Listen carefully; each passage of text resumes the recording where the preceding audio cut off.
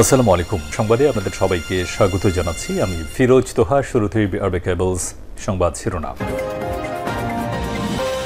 পুরোদমে ইরান এবং ইসরায়েলের মাঝে ভয়াবহ যুদ্ধ চলছে, আর এই মুহূর্তে আমাদের হাতে এসেছে যুদ্ধের সর্বশেষ গুরুত্বপূর্ণ সবথেকে তাজা আপডেট সংবাদ। প্রথমেই জানাবো, ইসরায়েলের গর্বের প্রতিরক্ষা ব্যবস্থা আয়রন ডোম চুরমার। ইসরায়েলি সদর দপ্তর গুঁড়িয়ে দিল ইরান। আলহামদুলিল্লাহ, ইসরায়েলের আয়রন ডোম বিমান প্রতিরক্ষা ব্যবস্থাকে ব্যর্থ করে দিয়েছে এবং তেল আবিবে অবস্থিত প্রতিরক্ষা সদর দপ্তরে গুঁড়িয়ে দিয়েছে ইরানের ক্ষেপণাস্ত্র। ২৪ ঘন্টার মধ্যে ইরানে দফায় দফায় ইসরায়েলি বিমান হামলার পর তেহরানের এই প্রতিশোধমূলক হামলা শুরু হয়েছে। এতে দখলদার ইসরায়েলিরা পালাতে শুরু করেছে। এরপর জানাবো, ইসরায়েলের তেল আবিবের প্রতিরক্ষা মন্ত্রণালয় ইরানি হামলার বিষয়ে ইসরায়েলি গণমাধ্যম এখন নীরব। ইসরায়েলের তেল আবিবের প্রতিরক্ষা মন্ত্রণালয় গুঁড়িয়ে দিয়েছে ইরান, কিন্তু এই সংবাদটি ইসরায়েলি মিডিয়া প্রকাশ করছে না। তারা এখন এমন ভাব ধরছে যে তাদের কিছুই হয়নি। এদিকে আমরা সবই জানতাম, ইরানে হামলার বিষয়ে বললেন ট্রাম্প। মার্কিন প্রেসিডেন্ট ডোনাল্ড ট্রাম্প বলেছেন, ইরানে ইসরায়েলের হামলার বিষয় আগেই জানতেন তিনি। বার্তা সংস্থা রয়টার্সকে দেয়া এক সাক্ষাৎকারে তিনি এই মন্তব্য করেছেন। জানাবো, পরমাণু আলোচনা চালিয়ে যাওয়া অর্থহীন বলছে ইরান। ইসরায়েলের হামলার পর যুক্তরাষ্ট্রের সঙ্গে ইরানের পরমাণু চুক্তি এবং আলাপ আলোচনা চালিয়ে যায় এখন অর্থহীন বলে মনে করছে ইরান। তাই এই ধরনের পারমাণবিক আলোচনা চালিয়ে যাওয়ার বিষয়টি প্রত্যাখ্যান করেছে ইরান। এবং সর্বশেষ জানাবো, রাজধানীর প্রকাশ্যে দিবালোকে র্যাবের পোশাকে কোটি কোটি টাকা ছিনতাই। রাজধানীর উত্তরায় র্যাবের পোশাক পরে একটি অপরাধ চক্রবাহিনীরা নগদের ডিস্ট্রিবিউটরের এক প্রতিনিধির কাছ থেকে ১,৮,০০,০০০ টাকা ছিনতাই করে নিয়ে গেছে। প্রিয় দর্শক, এতক্ষণ শুনছিলেন সংবাদ শিরোনাম, এবারে বিস্তারিত। তবে তার আগে বন্ধুরা, অনুরোধ থাকবে এই সংবাদটিতে একটি লাইক দিন। এই চ্যানেলে আপনি নতুন হয়ে থাকলে আমাদের সংবাদটি দেখতে দেখতে চ্যানেলটি সাবস্ক্রাইব করে রাখুন। কমেন্ট করে বন্ধুরা আপনার মূল্যবান মতামত জানিয়ে দিন আপনি বিশ্বের কোন দেশ থেকে বা বাংলাদেশের কোন স্থান থেকে আমাদের সংবাদটি দেখছেন এবং শুনছেন। আর বন্ধুরা, ইসরায়েল ও ইরানের মাঝে যুদ্ধে আপনি কোন দেশকে সমর্থন করেন কমেন্ট করে জানিয়ে দিন। এবারে বিস্তারিত। আয়রন ডোম চুরমার, ইসরায়েলি সদর দপ্তর গুঁড়িয়ে দিল ইরান। ইসরায়েলের আয়রন ডোম বিমান প্রতিরক্ষা ব্যবস্থাকে ব্যর্থ করে দিয়ে তেল আবিবে অবস্থিত প্রতিরক্ষা সদর দপ্তরে হামলা চালিয়ে গুঁড়িয়ে দিয়েছে ইরান। ২৪ ঘন্টার মধ্যে ইরানে দফায় দফায় ইসরায়েলি বিমান হামলার পর তেহরানের এই প্রতিশোধমূলক পদক্ষেপ শুরু হয়েছে। খবর এনডিটিভির। ইসরায়েলের সর্বাধুনিক আকাশ প্রতিরক্ষা ব্যবস্থার নাম আয়রন ডোম। মূলত এটা এমন এক ধরনের ক্ষেপণাস্ত্র ব্যবস্থা যা লক্ষ্যবস্তুতে আঘাত হানার আগে শত্রুপক্ষের মিসাইলকে আকাশেই ধ্বংস করতে পারে।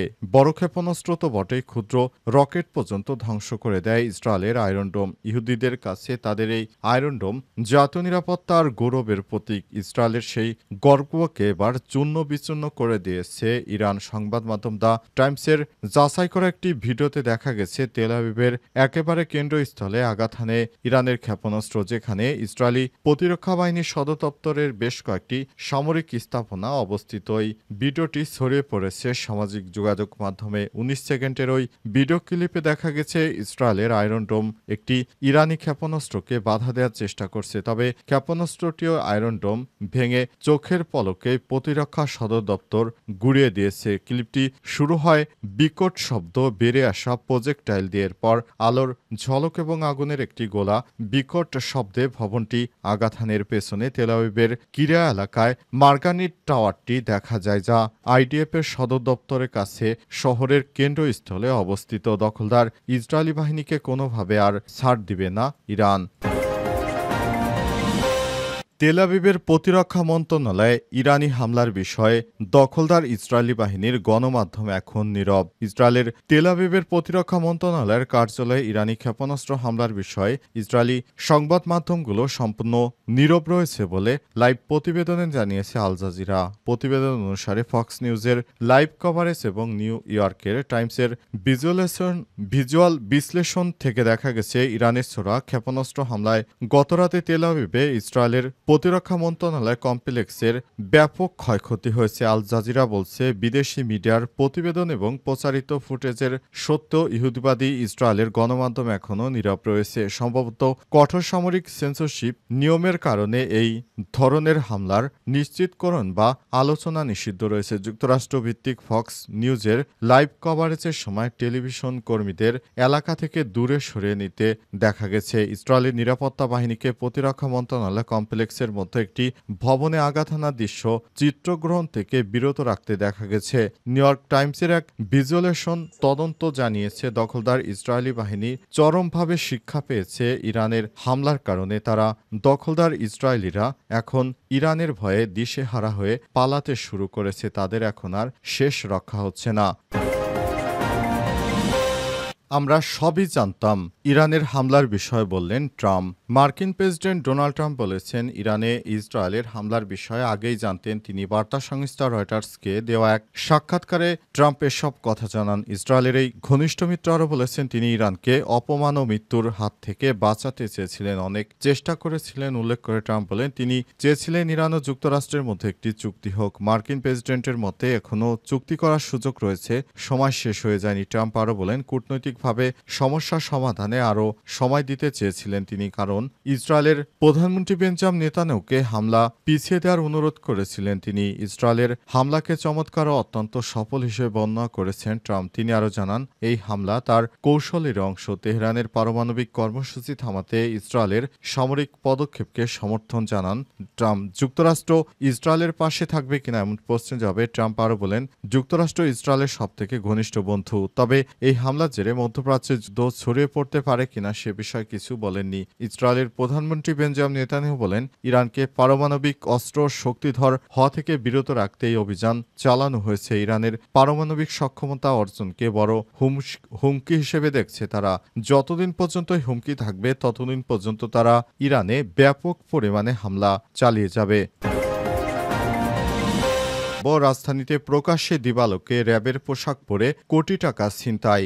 রাজধানীর উত্তরায় র্যাবের পোশাক পরে একদল দুর্বৃত্ত মোবাইলের আর্থিক সেবা প্রতিষ্ঠান নগদের ডিস্ট্রিবিউটরের এক প্রতিনিধির কাছ থেকে 1 কোটি টাকা ছিনিয়ে নিয়ে গেছে। আজ উত্তরা 13 নম্বর সেক্টরের 12 নম্বর রোডে এই ঘটনা ঘটে। ওই ছিনতাইয়ের ঘটনা একটি সিসিটিভি ফুটেজ সামাজিক যোগাযোগ মাধ্যমে ভাইরাল হয়েছে। পুলিশ জানিয়েছে, আমরা দুষ্কৃতকারীদেরকে গ্রেপ্তার করার সর্বোচ্চ চেষ্টা চালিয়ে যাচ্ছি। পুলিশের পক্ষ থেকে বারবার বলা হচ্ছে, আমরা খুব দ্রুত সময়ের মধ্যে এই দুষ্কৃতকারীদেরকে গ্রেপ্তার করতে পারবো। এ সময় র্যাবের পোশাক পরে এই ধরনের নাশকতা সত্যি দেশে আইন শৃঙ্খলার অবনতির প্রমাণ দেয়। এটি প্রথম নয়, এর আগেও বাংলাদেশের রাজধানী ঢাকায় এমন দুর্ঘটনা আগেও ঘটেছে। এর আগে মোহাম্মদপুরে সেনাবাহিনীর পোশাক পরিহিত অবস্থায় মানুষের বাড়িতে ডাকাতির ঘটনা ঘটেছে। এছাড়াও মোহাম্মদপুর সহ ঢাকার মিরপুর এলাকায় একটি এমন ঘটনা ঘটেছে। বাড়িওয়ালাকে প্রথমে আইন শৃঙ্খলা রক্ষাকারী বাহিনীর পরিচয় দিয়ে তারপর সেখানে ব্যাপক হারে ডাকাতির ঘটনা ঘটেছিল। এটি সত্যি বাংলাদেশের আইন শৃঙ্খলার অবনতির বিষয়টিকে সামনে আনে। বাংলাদেশে যে আইন শৃঙ্খলা রক্ষাকারী বাহিনীর সদস্যরা রয়েছে তারা যথেষ্ট আন্তরিক রয়েছে বর্তমানে নিরাপত্তা দেওয়ার জন্য, কিন্তু তারপরও আইনের ফাঁকফোকর দিয়ে অনেক দুষ্কৃতকারীরা এখনো দেশের ভিতরে অনেক নাশকতা চালায় বলে অভিযোগ পাওয়া যাচ্ছে বিভিন্ন গণমাধ্যম থেকে।